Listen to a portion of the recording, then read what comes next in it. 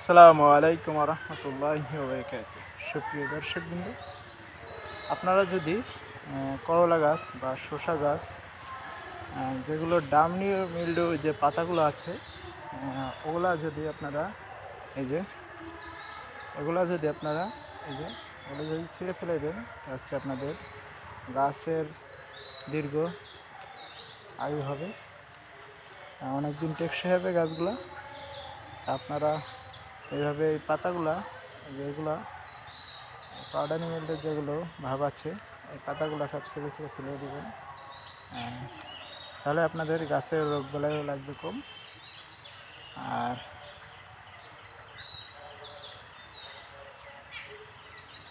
গাছ টেকসই হবে অনেকদিন, ফলন দেবে অনেকদিন মাশাআল্লাহ।